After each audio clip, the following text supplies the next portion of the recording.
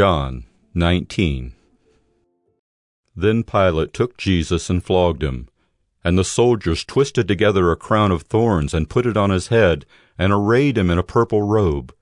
They came up to him, saying, "Hail, King of the Jews!" and struck him with their hands. Pilate went out again and said to them, "See, I am bringing him out to you, that you may know that I find no guilt in him." So Jesus came out, wearing the crown of thorns and the purple robe. Pilate said to them, "Behold the man!" When the chief priest and the officers saw him, they cried out, "Crucify him! Crucify him!" Pilate said to them, "Take him yourselves and crucify him, for I find no guilt in him." The Jews answered him, "We have a law, and according to that law he ought to die, because he has made himself the Son of God." When Pilate heard this statement, he was even more afraid. He entered his headquarters again and said to Jesus, "Where are you from?" But Jesus gave him no answer. So Pilate said to him, "You will not speak to me? Do you not know that I have authority to release you and authority to crucify you?" Jesus answered him, "You would have no authority over me at all, unless it had been given you from above. Therefore he who delivered me over to you has the greater sin." From then on, Pilate sought to release him, but the Jews cried out, "If you release this man, you are not Caesar's friend. Everyone who makes himself a king opposes Caesar!" So when Pilate heard these words, he brought Jesus out and sat down on the judgment seat at a place called the Stone Pavement, and in Aramaic, Gabbatha. Now it was the day of preparation of the Passover. It was about the 6th hour. He said to the Jews, "Behold your king!" They cried out, "Away with him! Away with him! Crucify him!" Pilate said to them, "Shall I crucify your king?" The chief priests answered, "We have no king but Caesar!" So he delivered him over to them to be crucified. So they took Jesus, and he went out, bearing his own cross, to the place called the Place of a Skull, which in Aramaic is called Golgotha. There they crucified him, and with him 2 others, one on either side, and Jesus between them. Pilate also wrote an inscription and put it on the cross. It read, "Jesus of Nazareth, the King of the Jews."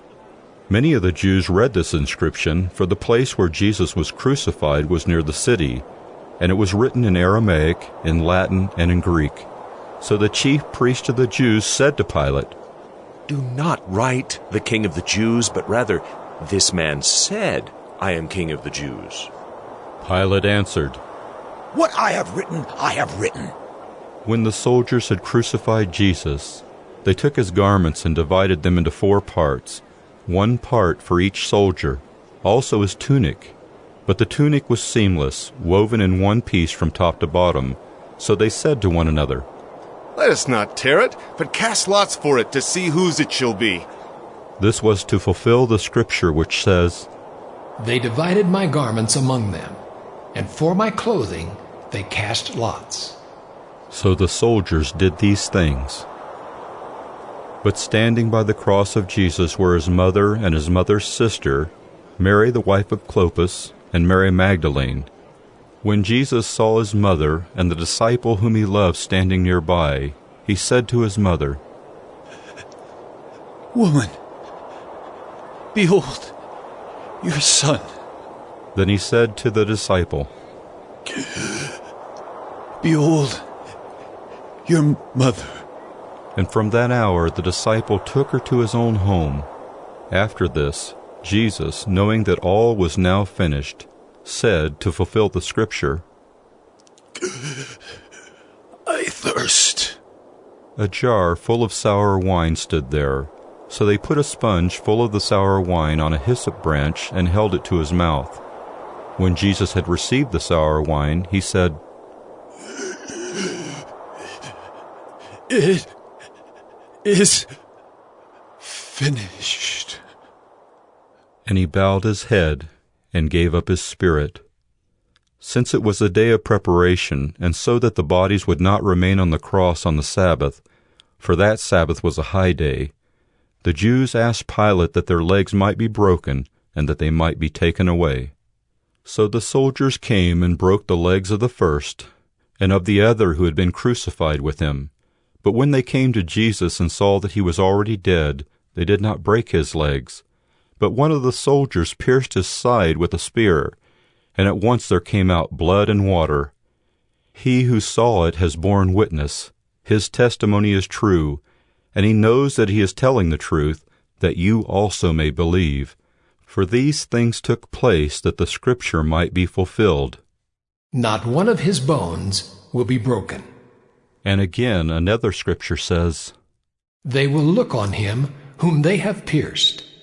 After these things, Joseph of Arimathea, who was a disciple of Jesus, but secretly for fear of the Jews, asked Pilate that he might take away the body of Jesus, and Pilate gave him permission. So he came and took away his body. Nicodemus also, who earlier had come to Jesus by night, came bringing a mixture of myrrh and aloes, about 75 pounds in weight. So they took the body of Jesus and bound it in linen cloths with the spices, as is the burial custom of the Jews. Now in the place where he was crucified there was a garden, and in the garden a new tomb in which no one had yet been laid. So because of the Jewish day of preparation, since the tomb was close at hand, they laid Jesus there.